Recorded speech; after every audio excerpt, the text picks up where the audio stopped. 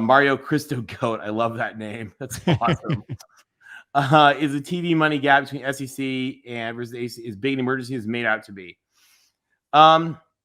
That's a good question. It's probably, the 30, 40, $60 million question. The issue is, does that make a difference? John Wilner today had the best line ever. He said, Stanford could buy the Big Ten accidentally as a mistake because they're that wealthy. You guys aren't quite in that realm. 100 million versus 38. Roger Dodgers pointed out 100 million versus 38 million. That's a lot, right? Like, that is a lot. If you can get it, you should. I mean, that would be $60 million pumped into your university every year. I don't know if you guys just heard UCLA was on the verge of having to cut sports, and now they are in phenomenal, wonderful, happy world. So it solves the problems. You're getting to the point now where it used to be, the SEC and the Big Ten were ahead, and it was enough that you could probably eat it for your own happiness. Now, I would say you probably are at that point you can't really eat it, because that's the money that pays for your entire athletic department. Let me just flip way back through here and show you guys something that I think is pretty crazy. That's looking at how much of the athletic department is funded by football and baseball. Or excuse me, sorry, misspoke. Football and basketball, obviously, not baseball. I don't think baseball makes money anywhere. And let me show you guys. It's kind of way back in here. You guys at Miami are funded by annual giving and stuff to a much larger extent than a lot of universities. And so in that regard, you're a little more insulated than some schools, but still not, fully. So this kind of takes a look at average university athletic departments within Power 5. And if you take a look at this, you see how much is coming of the revenues coming from football and men's basketball, how much is unallocated. And by the way, a lot of that unallocated is donations. So that actually is really probably tied to football. And then that little tiny sliver at the top is actually what's coming from other sports. So you take a look at the ACC, in a $114 million budget, only $20 million is coming from everything. Richard Hill, facts, winning fixes everything. Yeah, it really does. Totally right. But now take a look down. TV money is making the difference. So you hear about, you get 100 million, like that pays for everything. Now, if you take a look here, I did actually calculations on the profitability and surplus of football and men's basketball. If you look on the bottom here, guys, you'll see the green percent is how much funding comes from football and men's basketball, and the red is how much is left unfunded by the average school. And ACC, especially because you guys make way more money off basketball than anybody else, you guys are overpaying for the rest of your sports with football and men's basketball. So to add to that gives you the money that you need to really compete and succeed. Let's see if I can find. I don't know where Miami would be in some of these. So I gave you guys also, just a lot of people have asked for these. So there's a bunch of slides in here that give just a lot more data on schools. You guys are pretty financially strong. I would say in the ACC, you sort of see here, these are the bottom 15 of the A5. The only ACC school is Clemson that is really, they really rely on the money. You guys don't rely on it nearly as much. You're sort of in the middle. And sorry, I was looking at slides, not at the chat. Brian Bye was asking if Miami sues the ACC to leave the ACC, would the ACC rather get a buyout like Maryland did? Lawyers can get out of the grant of it's a real good question if you can get out of the grant of rights. The smart lawyers were thinking no. The other thing is the Big 12's grant of rights is very similar to the ACC's, supposedly. And they are saying Texas and Oklahoma would be out of the grant of rights if they could get out of it. They would have sued. They would have done whatever they could if they thought they could get out of it. And they don't seem to think they can get out of it. And I guess your grant of rights, I think, is basically I think the Big 12 actually, they said, sort of copied and pasted that like whole sections of your grant of rights contract are literally verbatim copied and pasted of theirs are copied and pasted from your ACC one.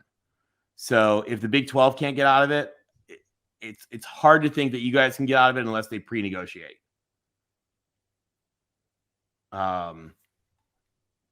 No, thank you, Palmo. Appreciate that. Hold on. What other questions have we missed? I'm sorry. When was the last time Oregon was embarrassed out of conference? Every time an Oregon family logged into Twitter. That's the answer. Just kidding. I love my Oregon fans and my Oregon friends. If 7 ACC leave, the conference will collapse.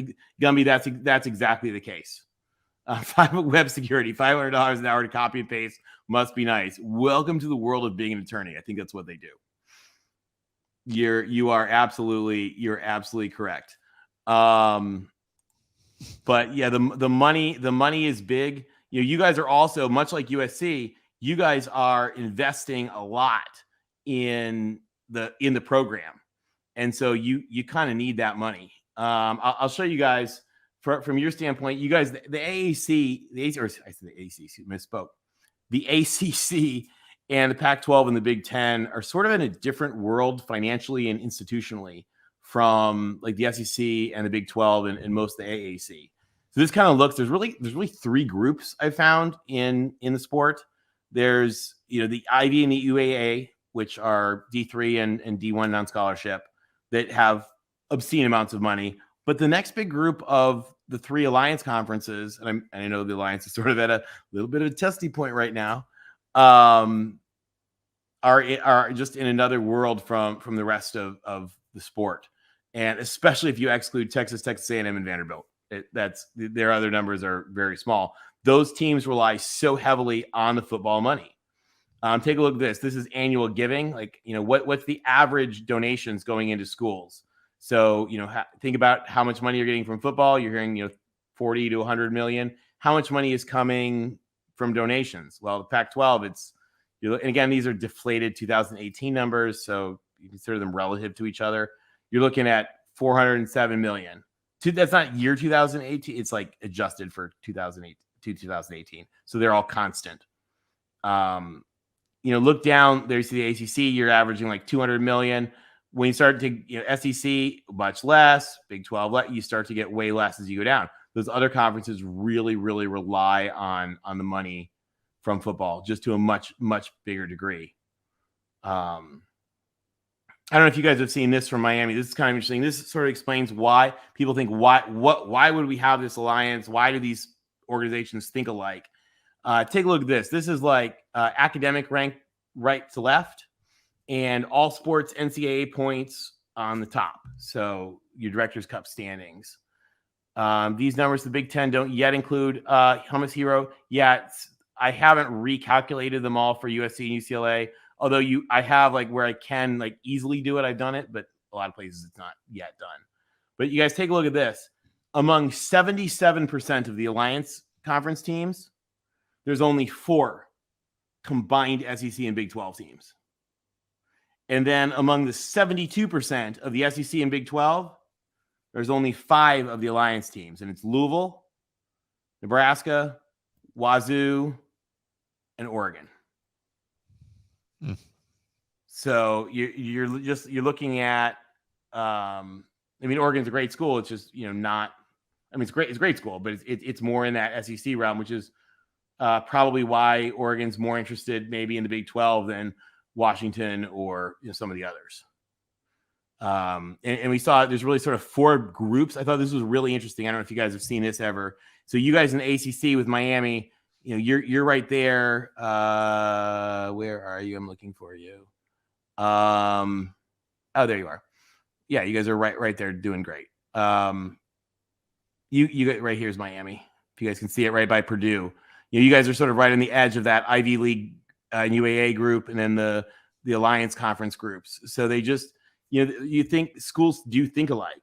And there's a reason that all the Big Ten schools and a lot of the Pac-12 schools and the ACC schools are a lot alike. And it's because just like you think about like kids in high school being who they hang out with, that's how universities are. It's how they think and how they act and how they do things together. And success begats success. So hanging out with Michigan and Wisconsin and Northwestern helps make the Big Ten stronger. And it really, really makes a big difference.